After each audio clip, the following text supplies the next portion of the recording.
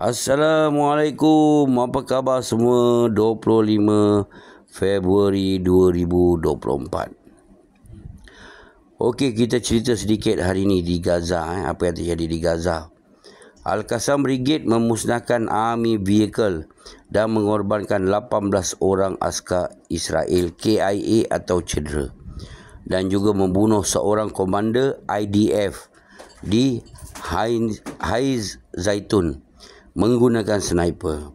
Dan Israel mengaku yang seorang komander dari sakit brigade mereka telah KIA, dan Israel berkata yang komander ini mati dari serangan multiple missile.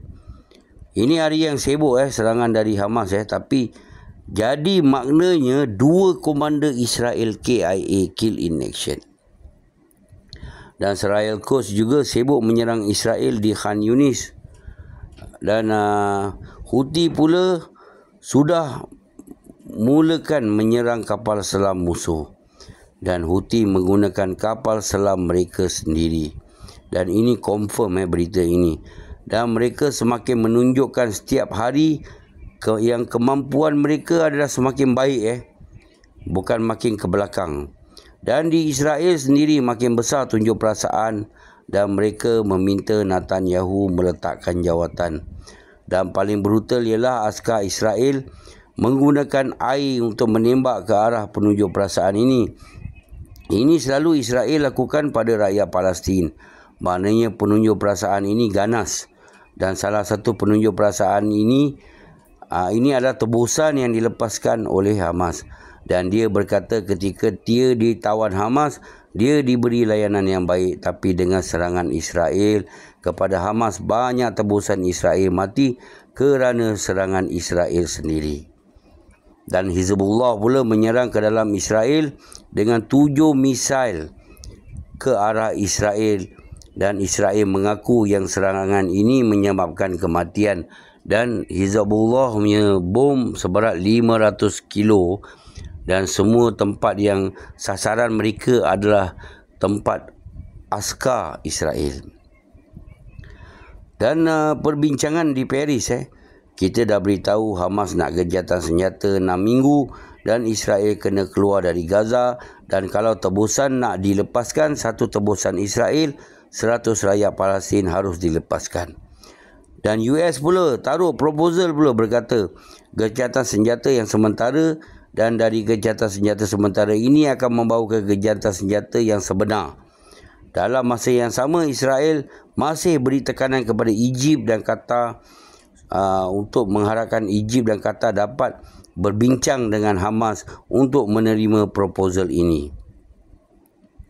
Dan Hamas pun dah kata kalau kau nak berhentikan gencatan senjata, kau harus keluar daripada Gaza. Tapi Israel tak nak keluar betul-betul daripada Gaza. Ini yang masalah dia.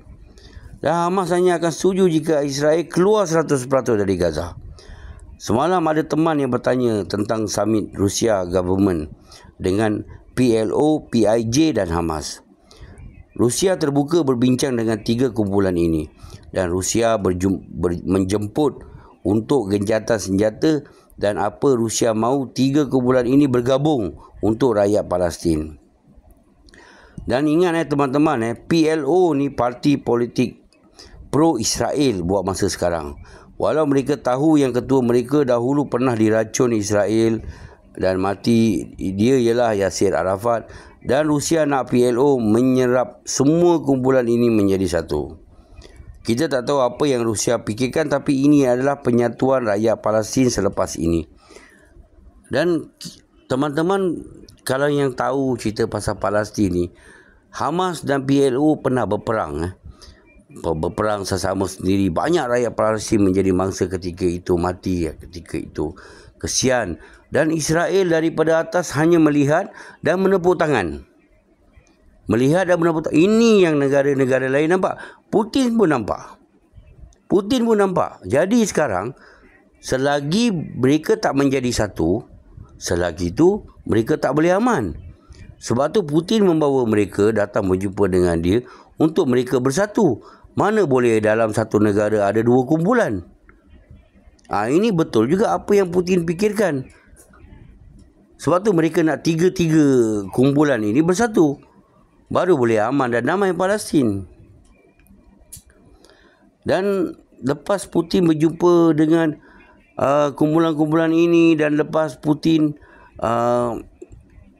dan alih-alih Biden pula keluarkan dia punya statement yang mereka pun ada proposal untuk Palestin. Kerana apa? Mereka takut Rusia akan mengemudi dunia satu hari nanti.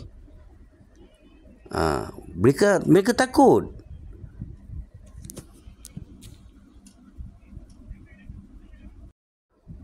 Dan kita cerita sedikit tentang ICJ. Kita nampak Israel tidak mematuhi amaran ICJ dan sekarang Israel meletakkan syarat yang baru untuk masalah di Gaza ini. Dan lebih banyak negara sekarang meletakkan proposal untuk Gaza. Dan Algeria, China, Rusia, Saudi, mereka cuba untuk Israel dan Palestin buat gencatan senjata. Tapi tak berjaya kerana ada dua negara ni yang selalu veto, iaitu US dan British. Ya, memang kita penat melihat proposal demi proposal diletakkan, tapi satu pun tak menjadi dengan veto US.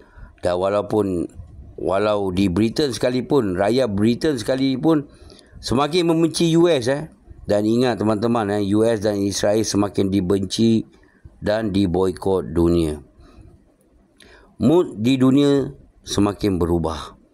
Algeria memberi proposal dan 13 negara setuju. Tapi US dan British tak setuju. Kenapa mereka tak setuju? Kerana mereka kepala batu. Tapi dalam masa yang sama, hubungan mereka dengan dunia semakin ke arah China dan Rusia. Kalau kita fikir-fikirkan balik. Okey, sekarang ni dekat Israel, dia ada hubungan baik dengan satu dunia, dia ada hubungan baik. Mungkin dengan Malaysia je tak ada lah, tapi dengan negara lain mereka ada.